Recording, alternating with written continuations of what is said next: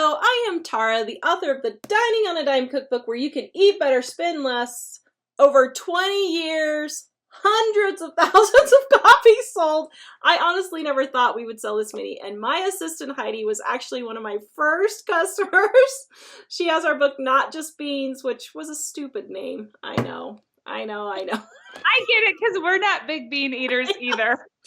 Yeah, the whole point was to eat. If you're trying to save money, you can only eat beans and rice and beans. And that's not true. Actually, when I first heard the guru, the financial guru say how just eat on beans and rice, I was like, no, you don't have to do it. Okay, confession, because I'm from Minnesota, so I'm a way northern Yankee. I have never in my life had beans and rice, not once ever. Really? Wow. No, it's not something. My mom would make goulash, which would be pretty frugal, but yeah, I've never had beans and rice. Yeah. I would hear that all the time, and I'm like, you don't have to do that. And that's actually one of the reasons why I wrote the book, was because at the time I was spending $125 a month for my family of 4, and I was like, you don't have to do this. You know? Yeah. You don't have to live on beans and rice. You can eat very well. Yeah. With simple recipes, and a few ingredients, 15 minutes, you know. So today we are talking about using your freezer to save money on your grocery bill. Now, I'm doing another video with Mom where she says using your freezer doesn't save money on your grocery bill. Well, we have something in common, and that's we have 6 people in our family, right? Exactly. Yeah. And so we're going to talk about freezer use a little bit here. And the freezer is one of the top ways that Heidi and I save money. She spends about $500 a month with 4 boys, some are teenagers, and a husband who runs 100-mile marathons. The man's crazy. How many hours? 34 hours, did you say, to run 100 miles? Yeah, something like that. Yeah. That's crazy. Yeah. And I just have 4 kids. We have basically 5 adults and 1 kid now, as far as food would go. And I spend about $400 to $450 a month. So the freezer is really where Heidi and I save big. I can't imagine having a freezer. I can't imagine not having a freezer. Yeah. I actually have 2. One is empty right now because, we'll get into this in other videos, because I garden. Mm-hmm. This time of year, like, we have eaten through all of that food. And so I'm down to just 1 freezer right now. Yeah. Okay. So here's the first thing. If you are new to saving money and you want to save money, and let's say you have $500 for your grocery bill and you cut it down to $200 a month, $250 a month, whatever. I'm just throwing out numbers, whatever you guys save. But Heidi was saying in the last video, take that money, set it aside in savings to buy yourself a new freezer. And it doesn't even have to be new. You can get them on Craigslist and Facebook. You can get them on nextdoor.com. You can get them all over the place. People move all the time, especially here in Colorado. I can find appliances that are less than 6 months old for a quarter of the price new. Yes. And you can get a freezer for $100. You can get, a chest freezer for $100 or less. And here's the thing. Just look. On the door is a little information tag, and that'll tell you the manufacture date on it. So when you're looking at a freezer, and here's what I do. I tell the people, so I don't have to be running all over creation looking at these freezers and stuff. I tell the people to take a picture of that tag so I can see the actual date. Yeah. Email it to me, text it to me, whatever. And then I can see, okay, are they actually telling me the truth? Because one time I drove 3 hours round trip to get a washer and dryer, only to find out it was not a year old. It was 11 years old. I remember this. This was like a couple years ago, right? After that, I was like, nope, you're sending me the tag first. That's how I learned from my mistakes. That was my mistake. After that, I'm like, you send me that door tag, that manufacturing tag, then I'll come look at it. Yes. Because you don't want an old one. So I inherited from my grandpa a big, huge monster freezer, and it was older than me. It was like 1971 or something. And our grocery bill went up like $150. Oh And man. so, yeah, that we only used that like 1 month, and then we were getting a new freezer. Yeah. Yeah. So here's the thing. Get new freezers. I would say less than 5 years old. I would really say less than 2 years old, probably. So I have a humongous, like 8 foot long chest freezer, and that's like $30 to $40 a year Mm-hmm. in energy. When we plugged that in, we didn't even notice any difference in our electric bill. It was no big deal. Too. Yeah, and Mom says she spends $40 a month on her freezer when she had it, but I think that was like 30 years ago, 40 years ago. So I'm not for sure, but I think it was like 30 or 40. They have really gotten energy efficient now. Energy efficient, yeah. Yeah. Yep. So, all right. So how do you use your freezer to save money? Well, I'm looking at the front page of the ads, and I am seeing what's on sale. And if I see hamburger for $1.88 a pound, I am stocking up and I'm filling my freezer. So everything in my freezer is all things that I have bought on sale. Okay. And I'm buying a large quantity. I'm thinking, I calculate about how much my family uses in things a month. I know about how much we eat in, ground beef and how much we eat in chicken a month. So I can kind of gauge how much I need to really kind of get to the next sale. And I've done this long enough to know that, Memorial's really great. It's when you stock up on your meats, and 4th of July is, and Labor Day. By Labor Day, you better have your freezer stocked full of, cheap ground beef, because the holidays are coming up and you're not going to see a lot of ground beef sales, because we're going to get into turkey and ham. So, yeah. Now, you use a chest freezer. I only have a stand-up. Now, I will tell you, a chest freezer is cheaper to run than a stand-up. Yeah. But I fell with David when he was a baby, and I went to catch him to keep him from landing on the stone floor, and I pulled my back. So, so a chest freezer doesn't work for me because it really physically hurts my back. Now, can I tell you that we had an upright until last year, and it got left open twice. I know. And I was like on the garage floor crying because hundreds of dollars. So that's what we're going to talk about, the pros and cons. I switched to a chest freezer. So we're going to talk about the pros and cons here of a chest freezer versus an upright, because there are pros and cons for both of them. Now, for me, physically, I can't really handle a chest freezer. So I kind of am stuck with an upright freezer. But Heidi is right.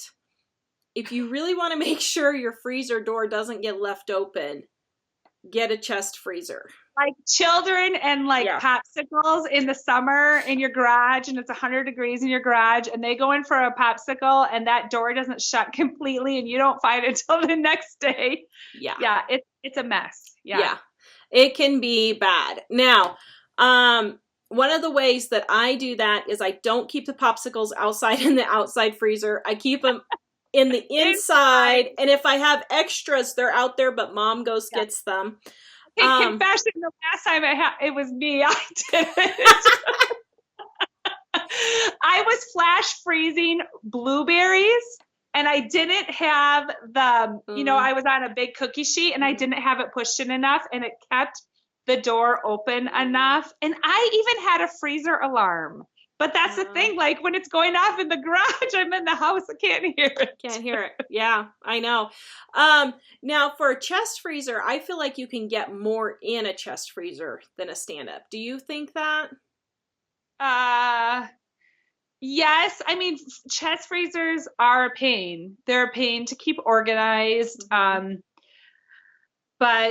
to me, I couldn't lose my stuff in my freezer again. So I went to a chest freezer. Yeah, I would say you're doing just so much more moving of food to get to things though.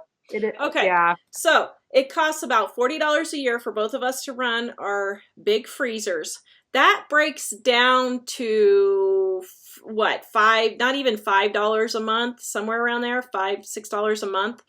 And everybody says it's not worth it. Well, by the time you spend $5 or $6 a month in electricity, let's say you buy a brand new $400 freezer. Let's just say you do that. And that freezer lasts you 10 years, which it should. It should last more than that. It should, but I'm going on the low. I'm being the devil's advocate here. Yeah. Because my last freezer lasted 15 years. Yeah. So, let's say it lasts 10 years. You're talking another, what, $5 $40 a year. So yeah, you're looking at less than $10 a month. Okay. To run that freezer. So here's the thing, for $10 a month, I can find way more savings in just meat alone. Yes. Like hundreds of dollars. I could probably save $250 a month just on meat by using that freezer. My butter, okay, what do most people pay for butter throughout the year? They pay like $3.99 a pound. Yeah. I'm getting it I only buy butter at Thanksgiving, the week of Thanksgiving. It's about $1.49 to $1.66 a pound. I save $200 on just butter a year. Yeah. That's just one thing. So that more than makes up for it. Yeah. I would say I probably save $1,000 a year on meat. Probably. Maybe not quite that much. I calculated it one time, like last year, and I calculated it. I think you're too low. I save about $4,000. Oh, wow. That much? Yeah. We don't even know because we don't buy it. I calculated it one time. Because we don't buy regular prices, so we don't even know how much. I mean, I would believe you because you're more of a number person than I am. But, $4,000 in 1 year? That's crazy. That's way more than worth it. So, how do you keep your chest freezer organized? Because that is a huge pain to keep your freezer organized. How do you do it? Yes. I have actually some cardboard boxes. I don't use plastic because it's too brittle, but I have some cardboard boxes that just have chicken in it, that just have beef in it, that just have vegetables in it. And those sit on the bottom. And then I have one little corner that's all my butter, and then kind of vegetables are usually, really, really easy to move. So those kind of just get piled on top, and bread products and stuff like that. But I also, this is a little tip for moms, is I have a big Costco vegetable bag and it's empty, and I can store about any kind of treat or snack in there. And my kids have never found it. So right now, Memorial's coming up, I will buy all of our stuff to make s'mores, because we do a lot of s'mores by our fire pit in the summer. So I will buy lots of Hershey bars, and they will go in that vegetable bag in my freezer. My kids will never open it. Never. Yeah, just keep an empty broccoli bag and you're okay. That's exactly what it is. That's great. Now, for my upright freezer, how I organize it is I have a shelf for everything. So I have 2 shelves for meat, 1 for vegetable, 1 for miscellaneous, like my butter and that kind of thing. I usually put all my butter in the door. Okay. But if I have extra, like you do, I don't do a year's worth, but I'll do several months worth. And then I kind of separate by the shelf. Now, it doesn't always stay that way. Yeah. But that's kind of how I try to do it. So, and the best thing to do is, if I'm constantly going in my freezer and seeing what I have, because I'm always wanting to use the old stuff first. Yeah.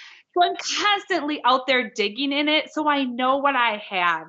So I don't want to find anything in there that's years old. Yeah. And so I'm constantly knowing what I have in there. I wish I was organized I could make a list of everything I have, but I would never maintain the list. Never. There's no way. Yeah. So how I do that is just, I'm constantly going in there and snooping around and poking around to see what's in there that needs to be used up. And here's another tip for sorry, my phone's ringing. Keep it when you go to put new stuff in. I always reorganize. I do a quick organize before I put everything in. Yes. so that I have space for it when I go to put the new stuff in, but then I know what I have in there. I know what I need to be watching for sales and keep an eye on it. So that's key too, because you're constantly looking, you know about how much chicken you have. And so I always joke with my husband, like in the pantry, if I pull something out of the pantry and there's one left in there, to me, I'm out. Yeah. That means I have to get another, because I don't ever, and I can't think of the last time I didn't have something or I ran out of something. I just always have it. Yeah. Yeah. And so I'm constantly aware and looking for a sale. Yeah. And we're going to talk about that in another video. Okay. So, is there anything that we left out on the freezer? I can't. Now, they say don't leave your freezer in the garage, and I would agree with that, but some houses you just can't do it. And so if you have a mudroom or a pantry or something, my next house, if it's at all possible, I'm having my freezer in the kitchen or in the pantry next to it. If I built a house, I would have enough space to add a freezer next to my fridge. If I built a house. You have a freezer in your garage. Why? Because of the temperature fluctuations? Yeah. Okay. Well, see, I figure like when it's 40 below in Minnesota, I need a heater on my freezer. I know.